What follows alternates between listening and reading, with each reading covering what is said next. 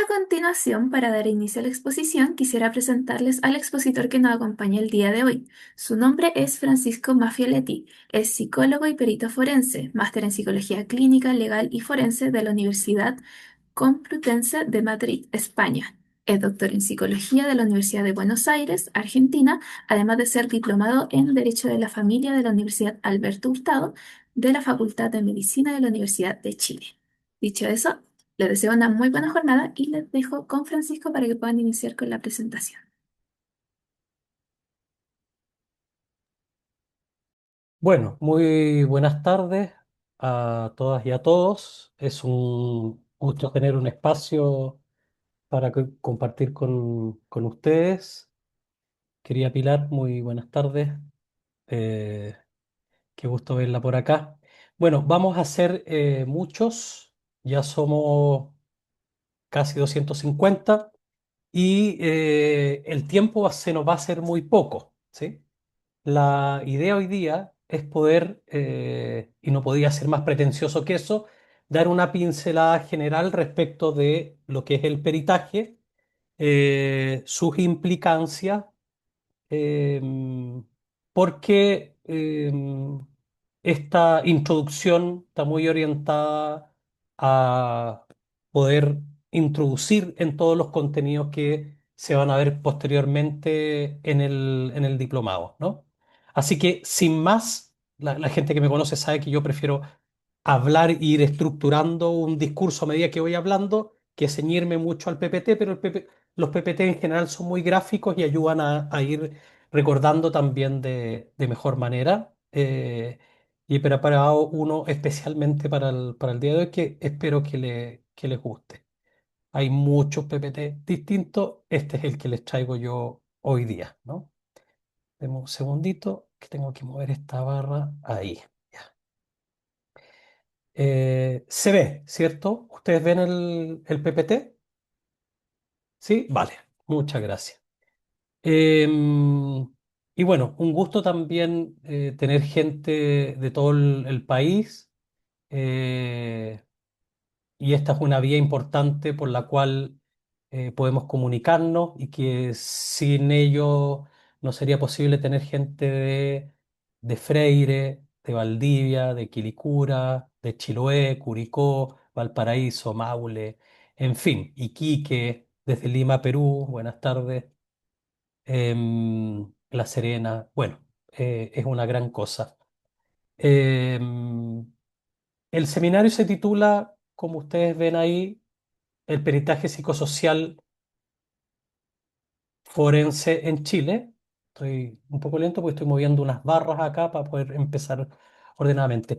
Y obviamente el desafío va a ser poder satisfacer las necesidades de la gran mayoría, los que se están adentrando recién en las temáticas de peritaje y las personas que ya llevan muchos años y probablemente una década o un par de décadas en esta materia. Yo particularmente el primer peritaje que hice lo hice el año 97. Eso estaba recordando el otro día, ya prácticamente a un par de meses de haberme titulado de psicólogo, y estamos hablando de el antiguo sistema, o sea, era ir a evaluar un sujeto en una cárcel, ¿no? En la cárcel de Puente Alto, recuerdo. Y 2 años antes ya había hecho mi tesis de pregrado, el año 95, habiendo evaluado a casi 30 sujetos que estaban condenados por delito de violación en 3 cárceles del país: San Miguel, el mismo Puente Alto y Colina uno.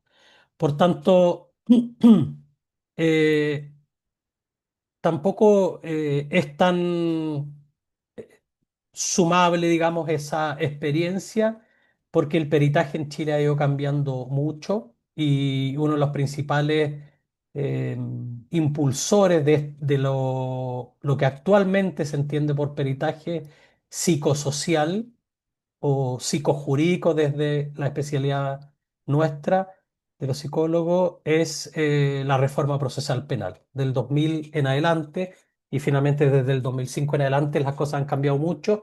Y aquí hay una primera cuestión que plantear. Con esa apertura y el paso del antiguo sistema inquisitivo al acusatorio, los juicios, las sentencias, las valoraciones, los casos se empezaron a hacer mucho más públicos y empezó a haber una necesidad de fundar de forma más clara, más incuestionable, inequívoca, los fallos y sentencias de los tribunales, ¿no? El juez ya y el tribunal eh, escribe su sentencia por escrito y tiene que justificarla de muy buena manera y eso llama necesariamente a que se apoye en ciencias que le van a permitir eh, llegar a una conclusión judicial y jurídica mucho más robusta, más contundente, en la medida en que integre las distintas ciencias en este ámbito. Por tanto, hay que tener súper claro que a los peritos tienen una participación en el proceso decisional de los tribunales, toda vez que lo hacen desde la ciencia, no desde la experiencia, no desde la opinión personal, sino que en base al método científico. ¿Sí? Eso implica objetividad, imparcialidad, formación especializada, trabajo en base a hipótesis, triangulación de la información, control de variables y estimación de las variables que no se pueden controlar las intervinientes. em, Aplicar pruebas e instrumentos válidos y confiables, y sobre todo tener una actitud ética y metodológica frente al peritaje y yo diría honesta, ¿sí? Nosotros no estamos obligados desde nuestras disciplinas a saber cómo son las cosas en la realidad.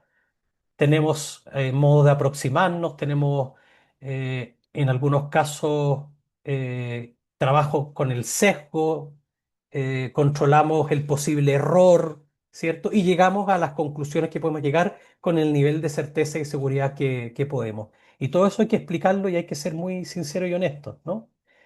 Eh, Vamos. Bueno, esto es lo que le estaba planteando. En los últimos 10 años, diría yo, desde el 2010 probablemente en adelante, si bien la reforma comienza antes, ya no es posible pensar que en el ámbito de la conducta humana, que es todo lo que llega a los tribunales, sobre todo conflictos entre personas en el ámbito de familia, en el ámbito penal, se pueda tomar una decisión sin la necesaria asesoría a través de un informe técnico, científico, objetivo e imparcial de la ciencia de la psicología, la psiquiatría, el trabajo social, ¿no? Em, y en eso nos hemos convertido o hemos transformado el proceso decisional de los tribunales en un proceso más complejo, en donde se tienen que hacer cargo de los peritajes, tanto para desestimarlos como para que apoyen una decisión o una valoración que ellos están haciendo, ¿no? Y en eso nosotros tenemos que aportar toda la información que podamos desde nuestra ciencia para permitir esa comprensión amplia de la conducta del ser humano y poder permitirle al tribunal hacer lo que hacen, que es algo en apariencia muy sencillo, que es tomar una decisión, ¿sí? En el ámbito penal, es decir, es culpable o no culpable, ¿sí? O se mantiene su calidad de inocente. Y en el ámbito de familia, es decir, esto niño es susceptible de ser adoptado o no. En otro juicio, estos padres, a pesar que la actual modificación de la adopción ha facilitado estos procesos, pero decir, después de evaluar una familia, tal persona va a ostentar el cuidado personal, este va a ser el régimen comunicacional o de relación directa y regular entre el padre o madre no custodio con los hijos. El tribunal por excelencia toma decisiones y esa toma de decisiones tiene que ser muy informada porque el juez o jueza no está obligado a conocer todos los ámbitos de la experiencia humana, ¿sí? Y nosotros estamos para ilustrarlo sobre eso. Y eso implica, de entrada, que nosotros no podemos ir solo con la ciencia. Nosotros tenemos que estudiar al mundo del derecho, al mundo del sistema de justicia, no solamente en los temas de fondo, el principio del interés superior del niño, el indubio pro reo, la presunción de inocencia y un montón de instituciones más conceptuales del derecho, sino que también en lo procesal penal y entender el fondo, el fin que persigue el sistema, que es intentar establecer la verdad más cercana a la realidad o a la verdad real que se pueda con el material y con los medios de prueba y antecedentes con los cuales se cuenten. ¿M?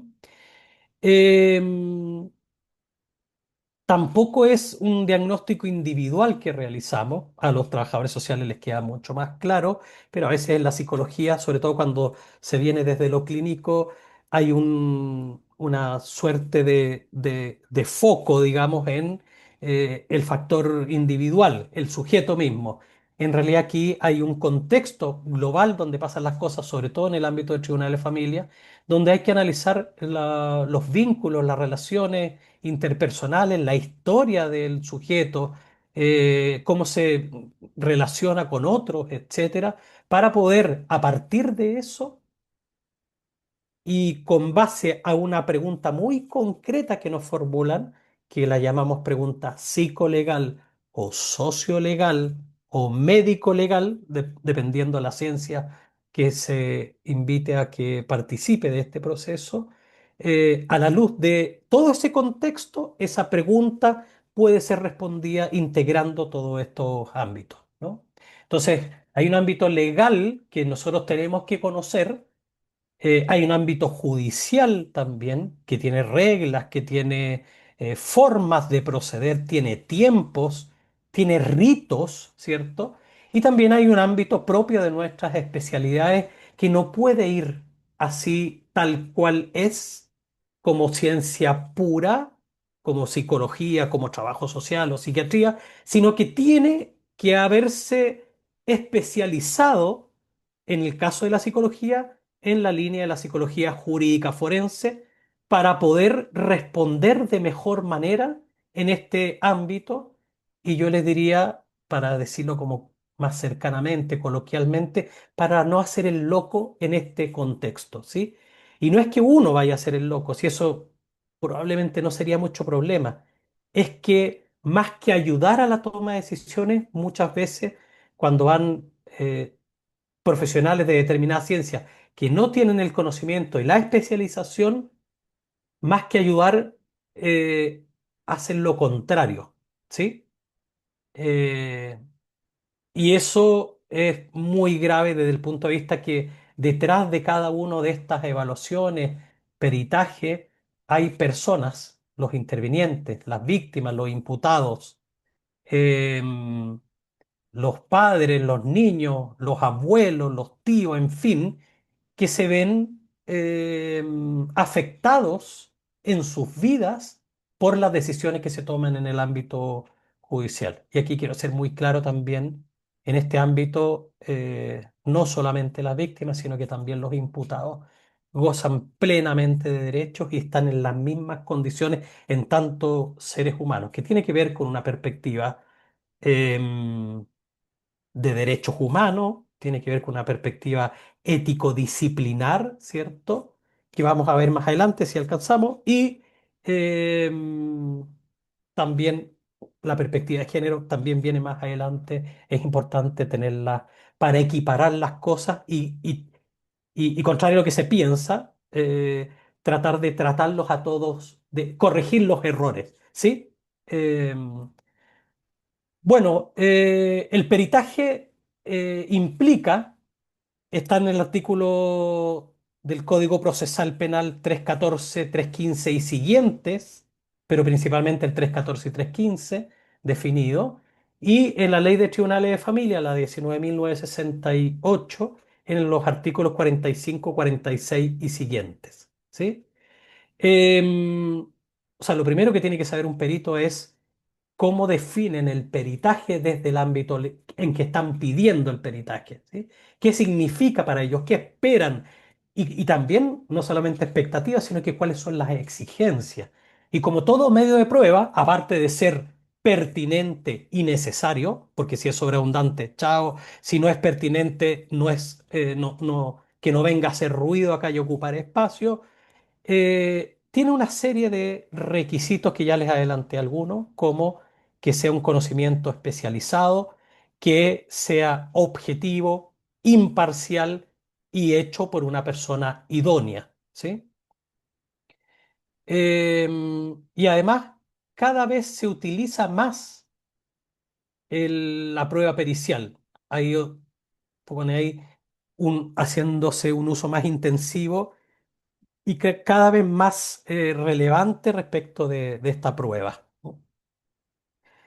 Em, Solo comentarles en este ámbito que vamos a tener un congreso de psicología jurídica latinoamericana acá en Chile el 10, 11 y 12 de diciembre. Y lamento comentarlo en este mismo acto, pero donde ya cerramos ayer o anteayer las inscripciones, porque pasamos el número de los 260 personas que ya estaban inscritas. Vienen de 15 países, más de 100 extranjeros. Va a ser un espacio de intercambio que yo creo que nos va a facilitar y posibilitar adquirir nuevas técnicas que se ocupen en otros países, conocer otras realidades. En fin, cada país tiene su propia realidad. Aparte de esta normativa en el Código Procesal Penal, bueno, el psicólogo jurídico forense tiene que conocer mucho más, ¿ah?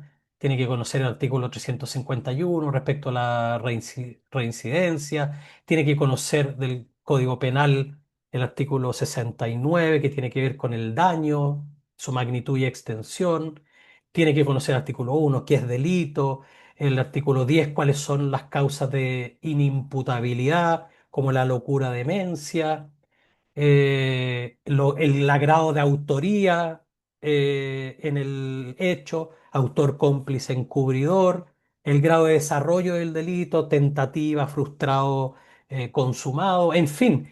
El profesional que pretenda trabajar en este contexto tiene que imbuirse de los conocimientos, de los conceptos, de los principios, de la lógica del sistema en el cual va a trabajar, ¿no?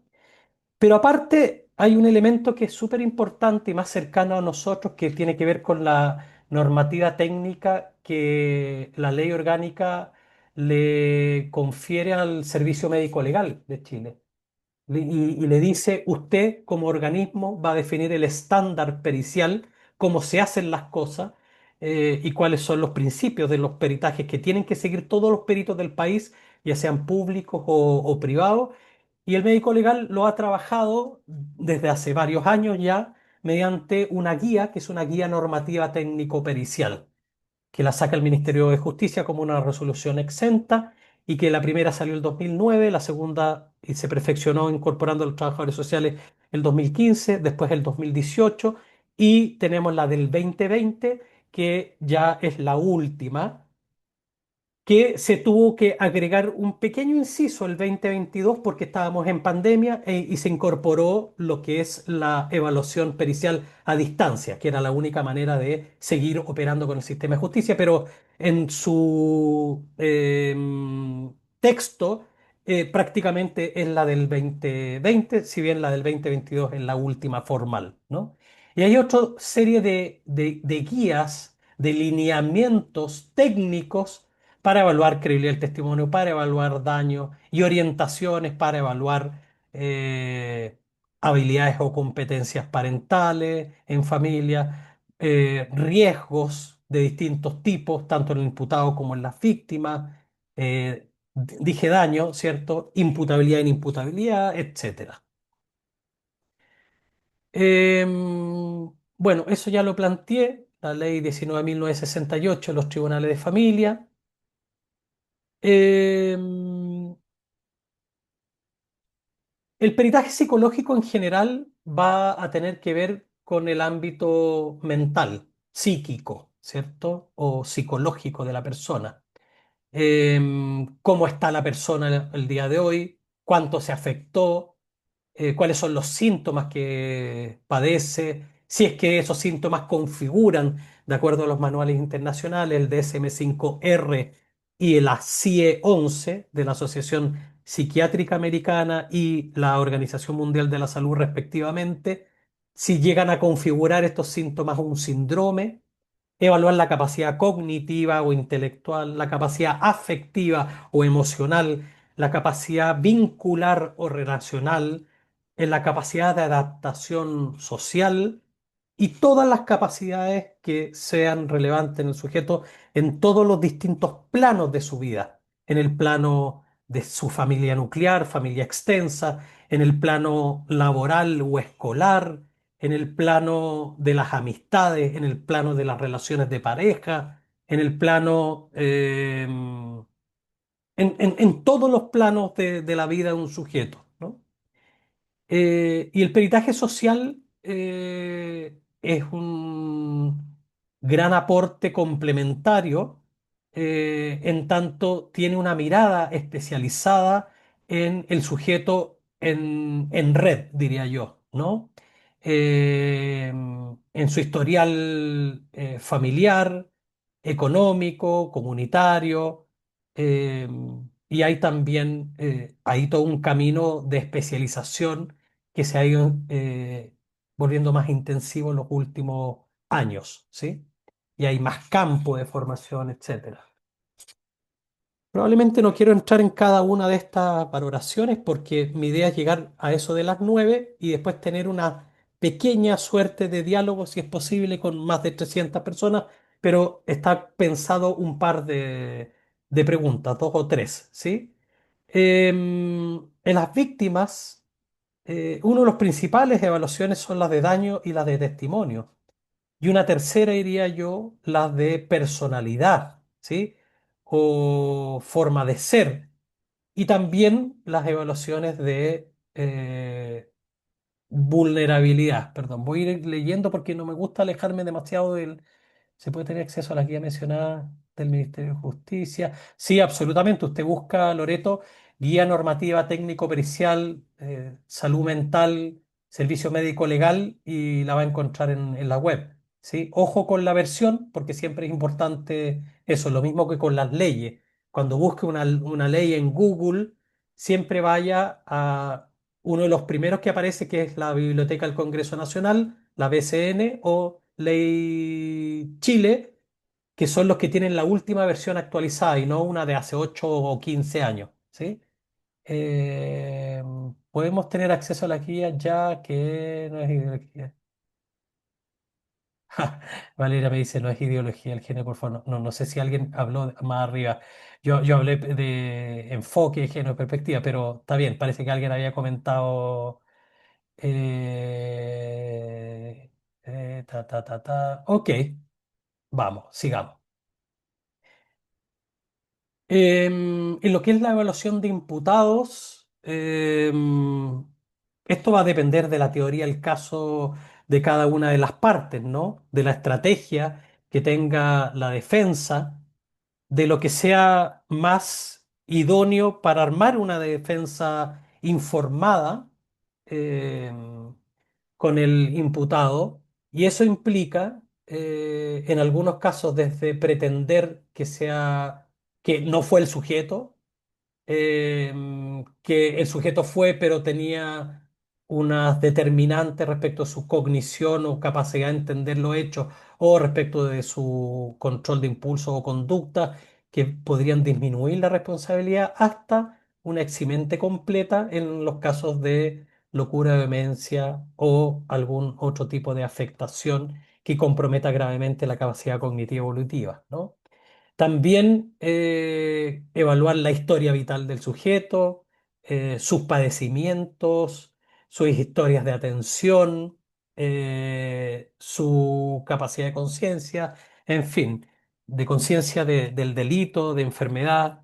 Y también, una vez que han sido condenados, los sujetos siguen siendo evaluados para, en el cumplimiento de una condena en régimen cerrado, digamos, en una cárcel en algún momento, después del tiempo medio, en algunos delitos, optar a algún tipo de beneficios penitenciarios, ¿no? Y probablemente el que más se conoce a través de los medios, porque es el que resulta más conflictivo, es el de la libertad condicional, cuando los sujetos se les propone que terminen de cumplir la pena en el medio libre y se genera algún tipo de delito, ¿no? Aquí yo tengo que decir casi por obligación moral que nos falta mucho en este ámbito, que nos faltan programas de salud mental, que nos faltan programas de deshabituación del consumo problemático de drogas y alcohol, y que nos falta también en procesos de nivelación de estudio y también en procesos de intermediación laboral. O sea, la idea es que la cárcel se constituya en una vía, en un medio, en un camino para procurar un tratamiento integral que termine en mayor probabilidad o una mejora sustantiva en el sujeto en términos de su reinserción social. Y eso implica desde eh, desde estos mínimos de dignidad en habitación, alimentación, etcétera, contacto con las familias, hasta cuestiones más complejas que tienen que ver con la representación legal, ¿no? Bueno, otra de las materias que se ve habitualmente tiene que ver con violencia intrafamiliar y con los delitos sexuales, también con temáticas de responsabilidad penal adolescente, como veíamos hoy día en un seminario sobre Tribunal de Tratamiento de Drogas con adolescentes a partir de suspensiones condicionales del procedimiento. Eh, Hay mucho que los peritajes pueden aportar en este ámbito y además quiero destacar que son ámbitos en los cuales los tribunales en general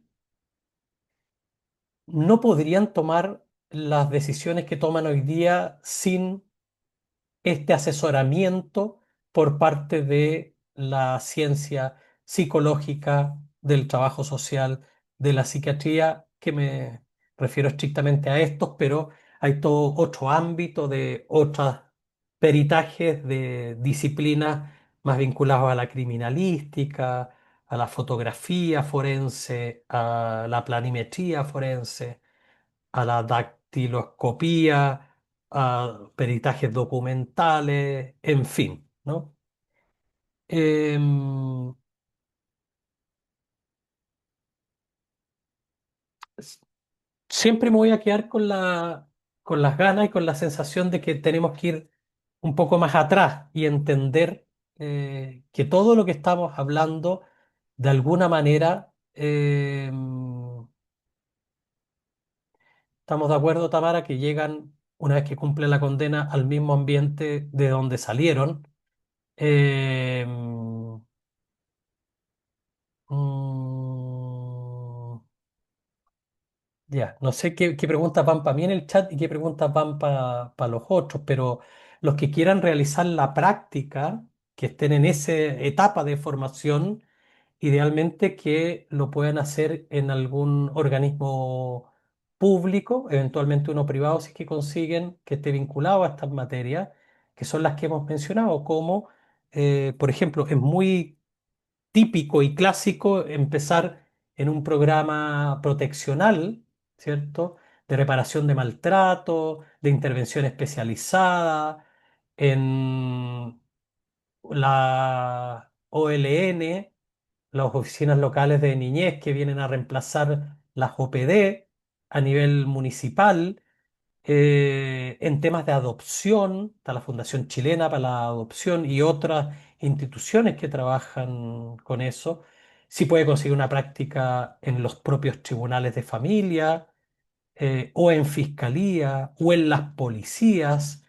Pero lo más común es en estos programas de las OCAS, los organismos acreditados frente al Estado, que prestan servicio y que les toca principalmente evaluar e intervenir con casos donde hay vulneraciones de derechos, hay situaciones de violencia.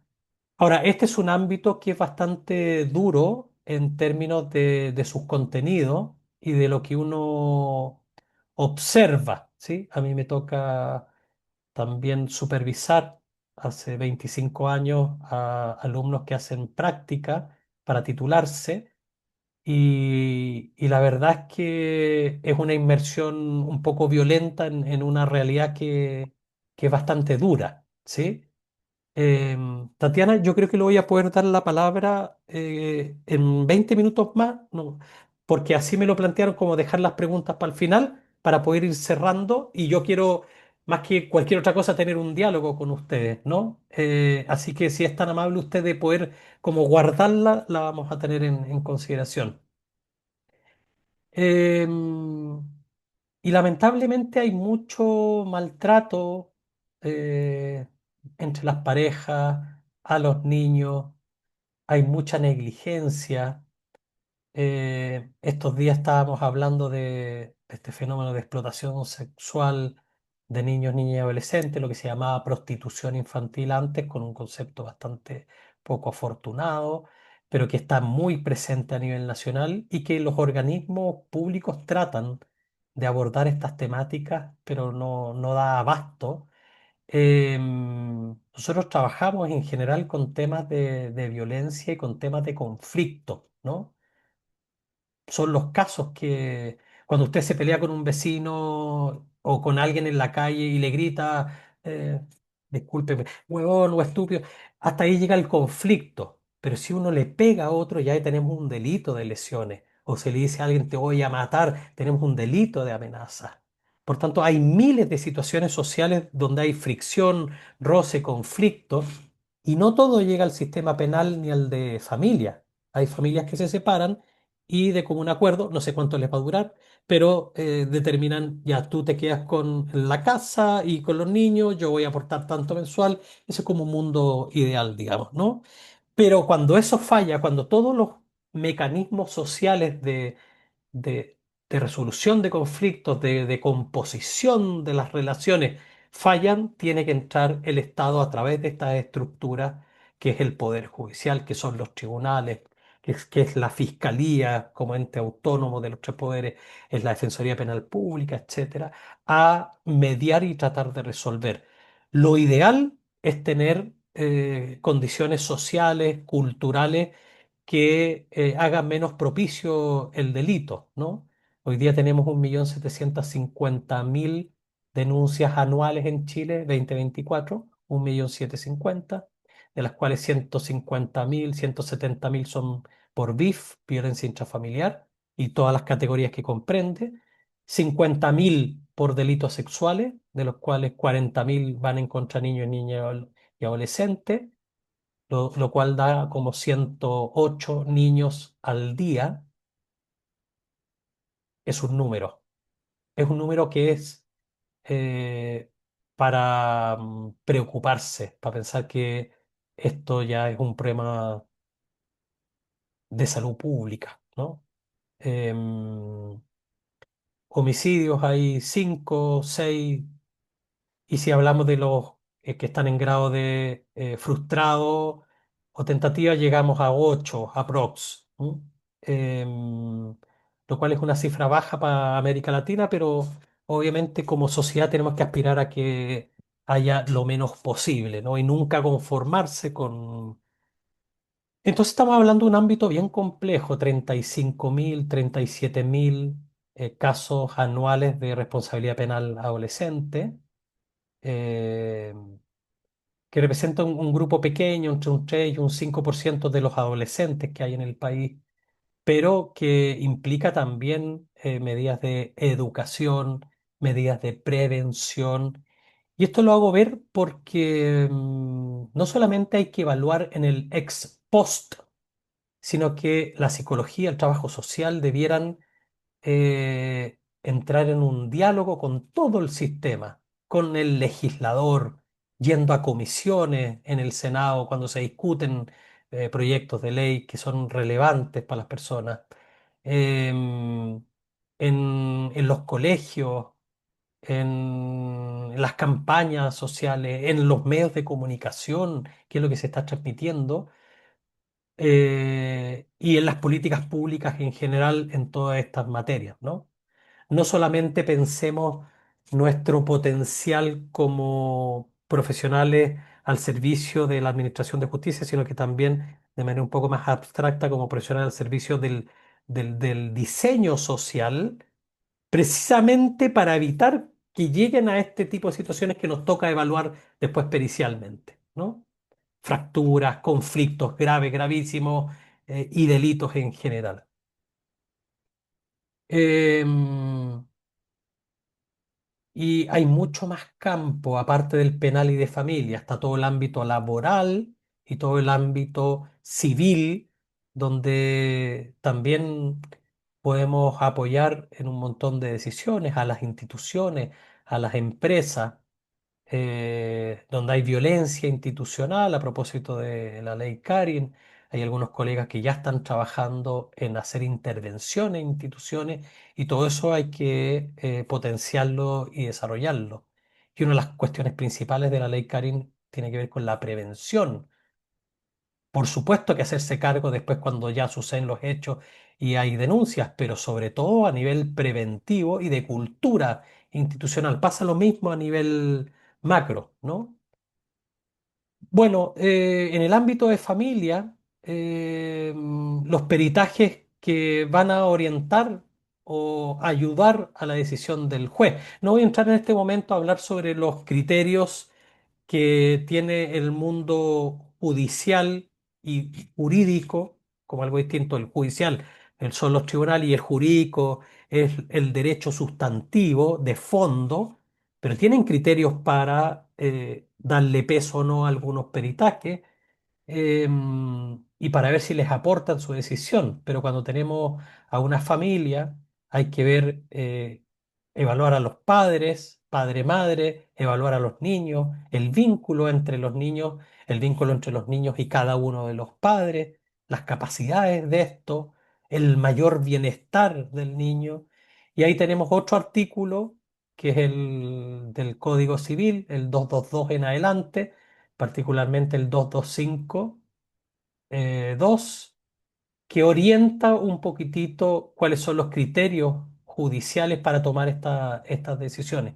Por eso el psicólogo, el trabajador social, el psiquiatra, tienen que estudiar las leyes, no todas, todas, y no vamos a ser expertos, pero sí vamos a saber cuáles de ellas son las que son las mínimas y las que nos permiten hacer de nuestro trabajo un trabajo especializado en este ámbito.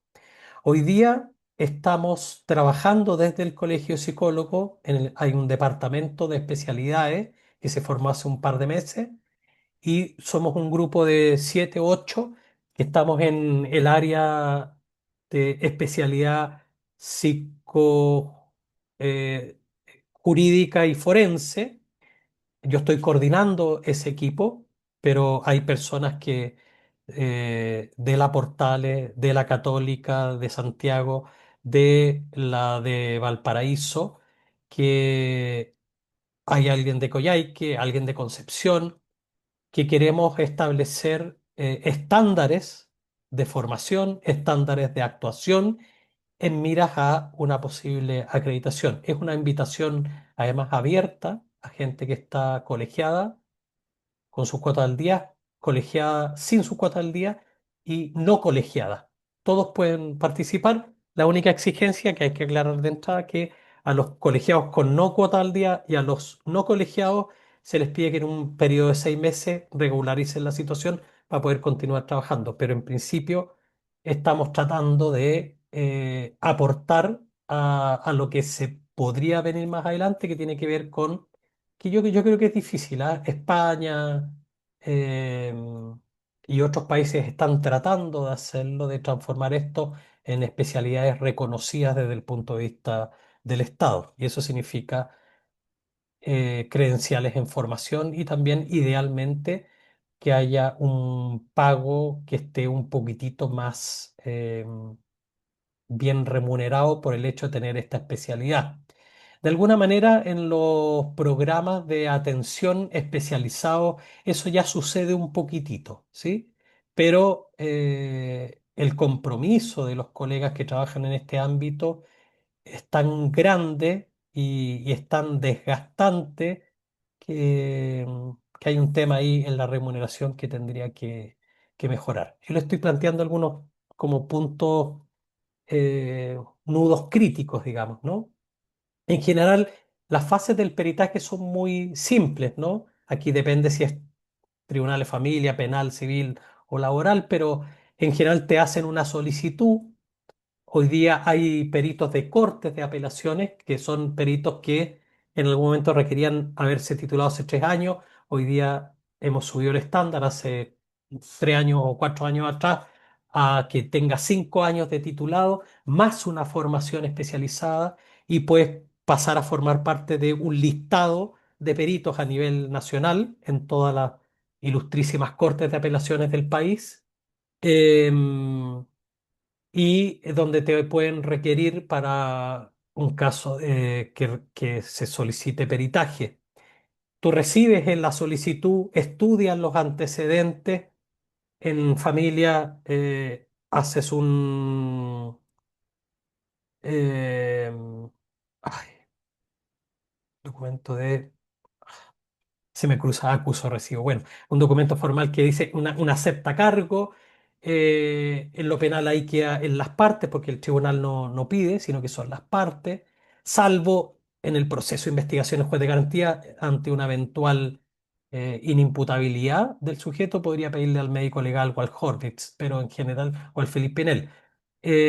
Planificas tu evaluación, defines a quién va a evaluar, con cómo lo vas a evaluar, cuál es la información relevante que tienes que levantar, que te han pedido, estableces hipótesis, haces la evaluación pericial propiamente tal en una, dos o tres sesiones, evaluando a quienes haya que evaluar con mucho tiempo, no apurado, y levantas información, después la analizas, la integras, la plasmas en un informe escrito y después te comprometes por el hecho de haber aceptado el peritaje a, si es que llega una audiencia, tú ir a la audiencia y explicarlo de forma oral.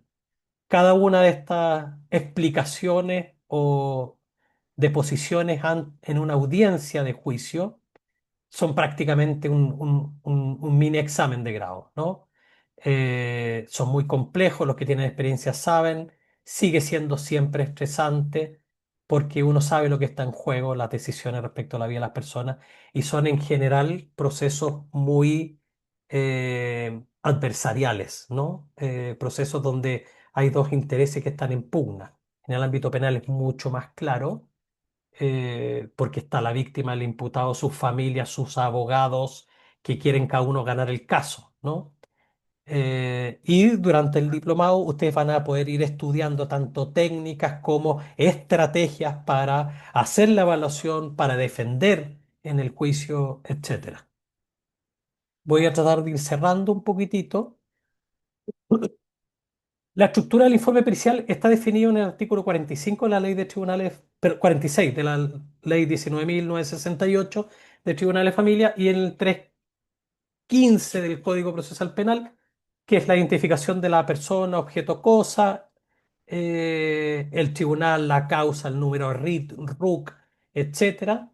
A veces la presentación del perito también, y a quienes se evalúa, un apartado sobre el motivo, la pregunta psicolegal que origina esta evaluación y que la va a determinar. Un apartado sobre dice la ley, la relación circunstanciada de todas las operaciones practicadas, que es la metodología. O sea, le dice, usted explique ahí y escriba con lujo de detalle todo lo que hizo para lograr levantar la información que usted requería, que son los resultados, ¿cierto?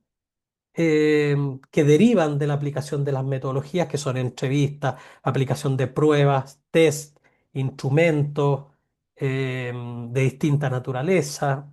em, y una vez que levantas la información, la sistematizas, la describes, después la analizas con un procedimiento de análisis de resultados, para después, a la luz de la pregunta psicolegal, formular las conclusiones que requieren en este caso para ilustrar al juez o a las partes en, sobre algún hecho relevante para la causa, ¿no? Y que va a permitir tomar una decisión en tal o cual sentido. Hay que ser muy explícito en esta respuesta y en estas conclusiones, muy ordenado, muy sistemático, y si corresponde, también ser muy claro respecto a las limitaciones que tiene lo que a uno le están planteando. Por ejemplo, si usted dice el sujeto tiene mal control de impulso, usted tiene que aclarar inmediatamente que esto no significa que él fue el que cometió el delito, porque sujetos con buen control de impulso también cometen delitos y sujetos con mal control de impulso no necesariamente. ¿Sí? Lo dejo así planteado como una cuestión general. Hablamos de perspectiva de género, cada día estamos incorporando más incluso en el ámbito del Servicio Nacional de Protección Especializada, o sea, quienes intervienen con la perspectiva informada en trauma, los enfoques de derechos humanos, como podría ser, por ejemplo, el del interés superior y todo lo que viene a partir de la Convención sobre los Derechos del Niño, la consideración del enfoque de interculturalidad, em, y lo que se exige del perito es que se guíe por principios éticos generales del sistema, pero también particulares de su propia disciplina. Y en eso ustedes tienen que conocer bien los códigos de ética de cada disciplina o profesión. Yo me acuerdo que por ahí por el 2008 hice una capacitación a peritos sociales y psicólogos sobre ética, no como esa cosa abstracta, así intangible, por allá por los aires, sino que ética aplicada en estos contextos, ¿no? Nunca evaluar a alguien que no quiera ser evaluado, no obligar ni presionar ni interrogar, sino que hacer entrevistas, hacer consentimiento informado y asentimiento informado con los niños, tener una actitud de objetividad e imparcialidad, y si usted siente que no puede tenerla, dar un paso al costado y reconocerlo como un límite personal que no lo hace peor profesional, al contrario, probablemente mejor si reconoce esos límites. La confidencialidad y el secreto profesional en este contexto, voy a hablar solo desde la psicología, porque no tengo un conocimiento tan profundo desde el trabajo social. Si bien lo he estudiado, no lo entiendo profundamente, pero hay una confidencialidad que está acotada o limitada. No hay total confidencialidad y no hay ausencia de confidencialidad y secreto profesional. El perito tiene que ser muy claro al momento de evaluar, decirle a las personas, mire, esta información usted que traiga, que comparta, porque puede quedarse callado, puede no contestar algunas preguntas y tal, eh, me está autorizando expresamente a ponerlo en un informe que yo después lo voy a enviar a quien corresponda, eventualmente lo va a conocer la contraparte, eventualmente todos estos contenidos se van a ventilar en una audiencia, pero no, eso no faculta al profesional para que ande hablando con todo el mundo respecto de eso.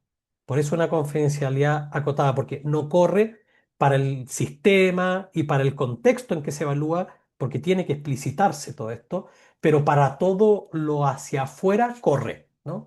Si yo evalúo a un animador de televisión, tengo que emitir en el informe opiniones, decir cosas, etcétera, que la persona me haya aportado, pero eso no significa que después puedo estar comentándole a todos mis amigos y a mi familia y a todo el mundo las cosas que me dijo, porque tengo deber de reserva respecto a esa persona que necesitaba ese peritaje además para poder ser considerado de la forma más justa dentro del proceso decisional, el respeto a la dignidad y garantía de todas las personas, de su autonomía.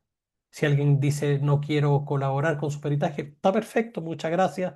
Me firma aquí que vino y que no se va a someter al peritaje y ya estamos, ¿no? Em, Voy a ir terminando con posibles malas prácticas o riesgos en este ámbito. Informes genéricos que no esclarezcan muy bien la metodología que utilizaron o que concluyan de manera vaga, imprecisa, pudiendo hacerlo. que no se distinga claramente entre el rol terapéutico y el rol pericial. Esto no quiere decir que una vez que termine el peritaje, usted le pueda agradecer a la persona por su tiempo, por colaborar, pero lo que hay que evitar derechamente es, como en algunos casos, así como ya ahora vamos a ir a condenar al sujeto o tu declaración fue muy importante porque va a permitir que lo dejen en prisión preventiva. Nada de eso corresponde ni a favor del imputado ni a favor de la víctima, porque nuestra postura frente al sistema es colaborar con la decisión judicial y con el sistema de justicia, con los máximos estándares, pero con objetividad, imparcialidad y con todas las reglas y principios de nuestra disciplina. Cuando uno ya se empieza a quemar y empieza a aplicar mecánicamente el mismo tipo de evaluación, es un riesgo. Los sesgos de confirmación, cuando ya tienes una opinión más o menos clara desde antes del peritaje y todo lo que levantas de información del peritaje, tú mismo vas a ir eligiendo los elementos que corroboren tu visión inicial. eh, También se llama sesgo inicial. O sea, hay distintos sesgos de confirmación, pero hay uno que tiene que ver con la primera impresión. Y hacer recomendaciones cuando no corresponden en este contexto, o hacer apreciaciones o conclusiones que no sean permitidas desde la disciplina, ¿no? Es decir, ese sujeto debiera ir a la cárcel o es inimputable, ni siquiera eso corresponde, o en familia decir los niños tendrían que quedarse con tal persona, eh, sin perjuicio que de lo que uno dice concluyan eso, pero eso es parte de la decisión que toma el juez o jueza y no corresponde. ¿Cuáles son los desafíos mirando un poco al futuro?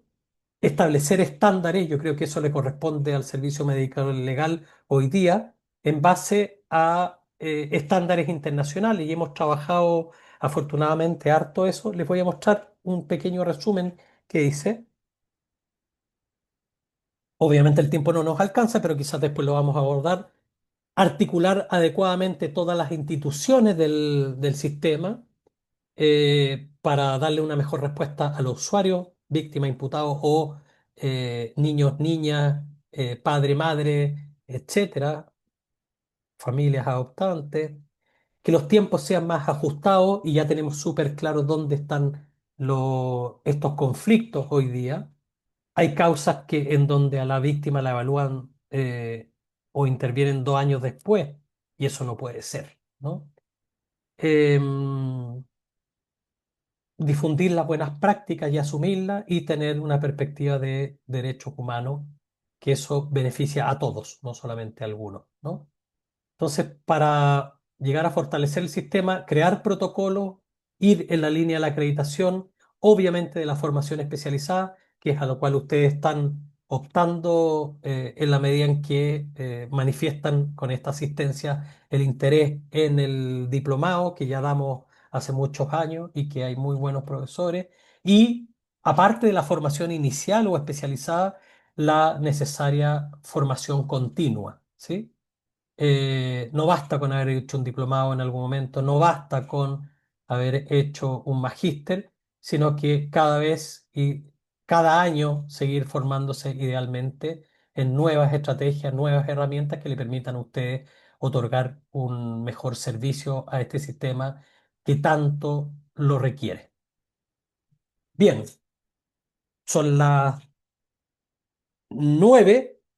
Y como es hasta las 9:15, vamos a dejar un pequeño espacio para conversar. Lo de los estándares que yo le quería decir, que lo voy a dejar ahí, es el estándar FRIE de principios de 1900, las Federal Rules of Evidence del año 45, que después mucho más adelante se perfeccionan, el estándar Daubert, otros estándares norteamericanos vinculados a el requerimiento de un expresidente, a una comisión especial para mejorar los peritajes y unos últimos lineamientos de este año que ha sacado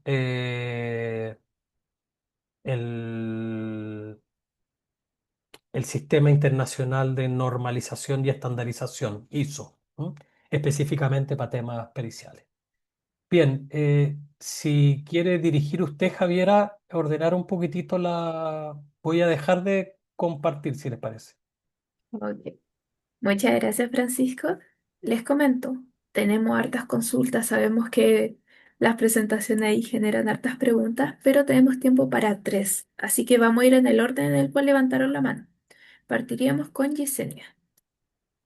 Ahí. Estaba, Ujú. perdón, antes, en la mitad, como a las 8:30, había una niña que había levantado la mano, no me acuerdo el nombre, pero quizás no está, no lo sé. Si Siga, aparece, le podemos dar. sí, disculpe, ya. Siga usted nomás, Javier. Hola, ¿se escucha? Perfecto. Hola, buenas tardes. Mi nombre es Yesenia. Bueno, mi pregunta es respecto al informe pericial psicológico. Cuando un niño está en la entrevista y ya hay antecedentes previos sobre que no quiere tener relación directa y regular con su abuelo ni su madre por tema de que sufrió malos tratos. Y el psicólogo, al comenzar la entrevista, el niño ya no quiere seguir más con estos temas judiciales, ya manifestó que ya no quiere tener relación directa y regular, pero solamente se logra aplicar un solo test. En la conclusión, el perito, sugiere que tenga Yesenia, una relación. ¿Sí? perdón que la interrumpa. Lo que pasa es que entiendo que usted me está planteando muy específicamente un caso y yo no voy a Sí, opinar nunca sobre un caso. Sería tremendamente irresponsable. Entonces, le pido, por favor, que reformule su pregunta de manera abstracta y genérica, porque si no, no voy a poder responderle. Tendría que ya estar cuando se, una hora con usted para recién sí. tener una idea. Sí. Ya cuando se aplica solamente un test y teniendo antecedentes previos, se da una sugerencia de que se tenga una relación directa y regular. ¿Cuál es la pregunta? Y ¿qué pasa con ese informe? ¿Es válido sugerir que tenga una relación directa si solamente se aplicó un solo test y tiene antecedentes previos de que no quiere realizar esta relación directa y regular?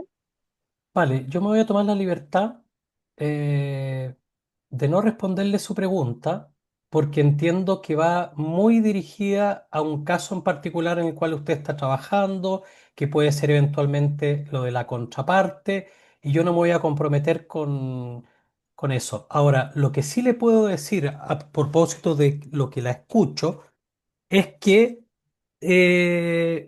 una advertencia, hay que tener ojo con el deseo manifiesto de los niños, niñas y el deseo latente, ¿no? Esto lo ven las clínicas jurídicas de curadores ad litem y otros, porque puede ser que un niño que dice que viene ya con no querer tener una relación directa y regular con el padre o con la madre, con cualquier sea, puede ser que no necesariamente eso esté traduciendo el interés propio del niño, sino que responda a una manipulación. Si no responde a una manipulación y es el interés del niño, nos ponemos en otro escenario, puede ser que ese interés que tiene el niño de no tener un vínculo con alguno de los padres no sea un interés que sea bueno para él. Por tanto, hay que tomar una cierta distancia profesional respecto a eso. No hay por qué, hay que escuchar y hay una obligación de la convención y son todos los lineamientos, pero hay que escucharlo. Escuchar no es hacer lo que el niño dice, hay que darle la posibilidad, tienen que ser copartícipes, tienen que tener una participación activa, pero no necesariamente lo que él dice es lo mejor para él. Ahora, yo tomaría bastante en serio cuando un niño o niña diga, no quiero con tal, probablemente haya algo en ese punto que sea importante a considerar por uno como perito y por el juez o jueza, ¿sí? Pero también en familia las cosas son, y hay que entenderlo, con tiempos. Puede ser que durante un año o los próximos 2 años no quiera eso y después quiera otra cosa. Por eso es tan dinámica los tribunales de familia. Y lo voy a dejar hasta ahí para alcanzar con los otros y dar paso. Y le pido disculpas si es que no le respondo concretamente porque no me quiero comprometer, porque me parece incorrecto comprometerme con una respuesta respecto a un caso en concreto. Irresponsable sería de mi parte. Gracias por su pregunta. Vamos a seguir entonces con Michelle Pizarro.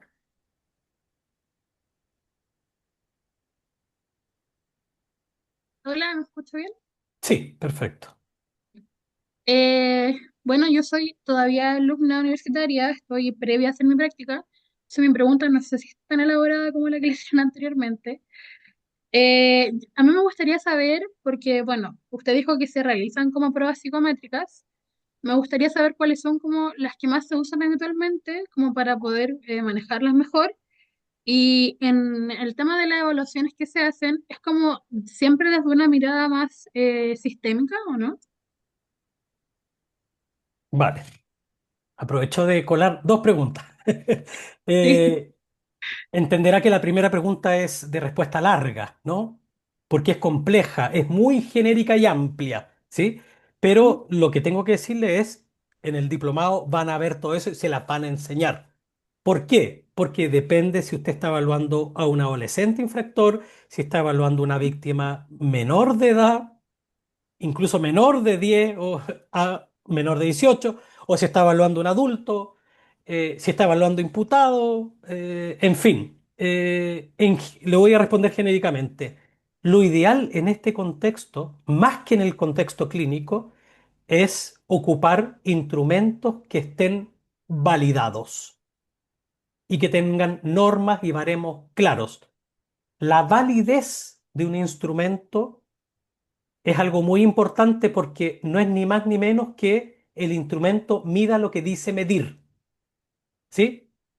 Aunque parezca simple eso, es súper complejo de lograr en este ámbito. Entonces, si usted va a salir afuera a medir la temperatura ambiental que hace en el patio o en la calle, que el instrumento, el termómetro que va a ocupar, sea preciso y le diga efectivamente la temperatura y no 2 grados más o 2 grados menos, ¿sí? Sobre todo si ahí se juega de repente alguna decisión.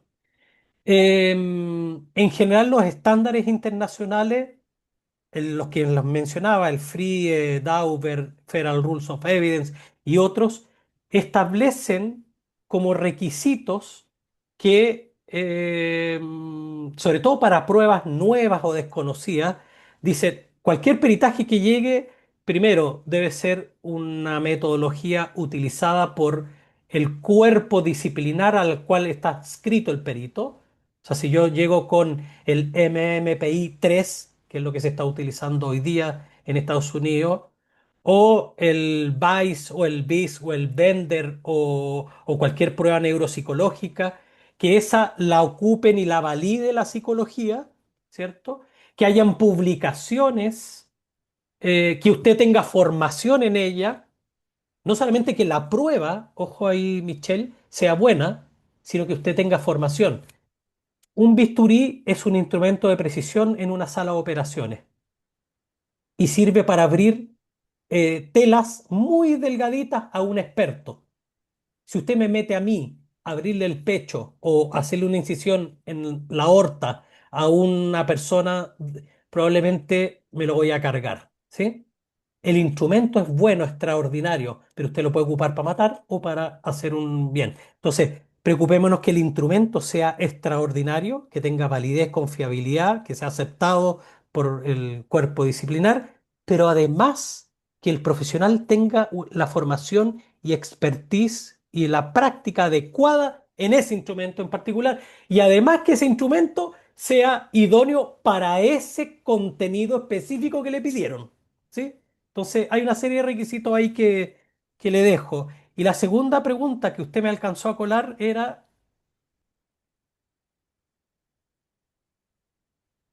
no se le escucha, está con el micrófono todavía. Ahí Ya. dio el Ahora permiso de sí, nuevo. ahora sí. Era si para la evaluación siempre se usaba como una mirada psicológica más Ah, sistémica. súper. Yo le diría que sí. O sea, uno no puede abstraer una persona de lo que es su vida, de lo que es su historia, de lo que son sus vínculos, sus condiciones sociales. Esto no quiere decir, cuando uno comprende el delito, por ejemplo, en el caso del imputado, que a algunos les parecerá más grave tener tantas consideraciones, a mí me parece que hay que tenerlas. Cuando uno comprende lo que llevó al sujeto a cometer el delito, no lo está justificando, sino que está tratando de explicar por qué este sujeto llegó en esas condiciones a lo mismo respecto de una víctima. A veces una víctima no solamente viene por este delito que sucedió, sino que ha vivido una historia de vulneraciones o de negligencias, ¿cierto? Que han definido su personalidad, su forma de enfrentar la vida. Entonces, uno no puede evaluar solo al sujeto. Ahí usted le va a dar más o menos amplitud y relevancia a todos los otros elementos, pero el foco es el sujeto y para entenderlo bien uno necesita entender su historia y el medio, ¿sí? Y yo diría la última, si usted, Javiera, lleva el orden, pero espero Muchas haberle gracias por respondido. la respuesta. Gracias a usted, Michelle. Viendo que Tatiana no levantó la mano, podríamos terminar entonces con Paola. Vale. Hola, buenas noches. Buenas noches, Paula. Profesor Francisco, yo quisiera preguntarle a usted respecto de los metaperitajes. ¿Qué es lo que me quiere preguntar respecto a los metaperitajes? Eh, en el fondo un poco, ¿qué tan validados son? Y si efectivamente, ¿no es cierto?, uno los puede utilizar solicitándolo en la audiencia preparatoria, o sea, antes de conocer el resultado de los dos peritajes. Vale, es una cuestión más procesal y estratégica. Hemos tenido o voy a hablar en primera persona, he tenido a lo largo de mi desarrollo profesional algunas ambivalencias al principio respecto de los metaperitajes, porque em, acá en Chile los hacían personas que no tenían una formación en el área, ¿sí? Y además porque aparecían muy sesgados. Hoy día, y esto es de público conocimiento, el año pasado publicamos junto a otros 6 colegas latinoamericanos un artículo sobre metaperitajes en América Latina desde la Asociación Latinoamericana de Psicología Jurídica y se reconoce y valida el metaperitaje en tanto cumple una función de contrapeso a veces y de corrección muchas veces respecto de peritaje. Es un medio de prueba más que tiene que cumplir las exigencias de todos los otros medios de prueba, de los otros peritajes. O sea, si es que alguien va a hacer un metaperitaje de un peritaje de un perito con mucha formación, uno esperaría que el que hace el metaperitaje tuviera la misma formación o más, porque es un meta, está desde arriba, ¿no? Porque si no, corremos el riesgo de que empiece a criticar cosas de ese peritaje que están bien hechas, pero que el que hace el metaperitaje cree que están mal hechas por ignorancia, ¿sí? Ahora, lo que aportan es que a veces hay un peritaje mal hecho a una víctima, a un imputado, y un metaperitaje permite eh, agregar elementos o tener una mirada respecto de ese peritaje también especializada. No, el peritaje no debiera tener como propósito inicial desacreditar el otro peritaje. Sí, más técnicamente, el hacer un análisis de ese peritaje en base a la metodología que utilizó, a los instrumentos, a la cantidad de sesiones o a su formato, o si explica cuántas horas le tomó, o si no es explícito respecto a los resultados. Entonces, incluso en Chile el servicio médico legal lo contempla como una posibilidad. No lo llama explícitamente metaperitaje, pero lo llama peritaje en base a antecedentes, que es un peritaje sin haber evaluado directamente a la víctima, al imputado, pero es una opinión técnica, es casi la figura del testigo experto norteamericano, ¿no? Pero hay que hacerlo de forma súper responsable, súper respetuosa también respecto del otro o los otros colegas. Yo cuando los he hecho también he puesto, esto no es una opinión respecto del colega, al cual me merece el mayor respeto, sino sobre algunos aspectos de su informe o de su evaluación que merecen ser atendidos. Y tampoco nunca lo voy a plantear como una verdad, ni caída del cielo, ni la última palabra, sino que como una opinión. Y en eso el metaperitaje también tiene la obligación no solo de cuestionar, sino que de fundar y dar razón de sus dichos respecto de por qué está sosteniendo lo que sostiene al momento de criticar. Y tiene que ser bien intencionado, como el peritaje también, ¿no? Si le puedo contestar en breve, porque todos estos temas son muy amplios y muy largos. Y entiendo que terminamos a las 9:15. Yo trato de cumplir la hora de inicio y la de término. Y además ustedes tienen un sorteo. Así que yo creo que los voy a dejar con Javiera, ¿cierto? Les agradezco su asistencia. Ya hay varios que se han ido, que parece que no querían el sorteo. Espero que a quien le caiga le venga bien. Y espero verlo más adelante. ¿M? Así que muchas gracias y un gran abrazo. Que estén muy Muchas bien. gracias a ti, Francisco. También a todos Gracias, quienes estuvieron Javiera. participando ahí, súper activo en el chat en las preguntas. Con esto vamos a dar por concluido entonces la parte expositiva. Súper. Nosotros nos vamos a quedar sin el sorteo. Denme un segundito.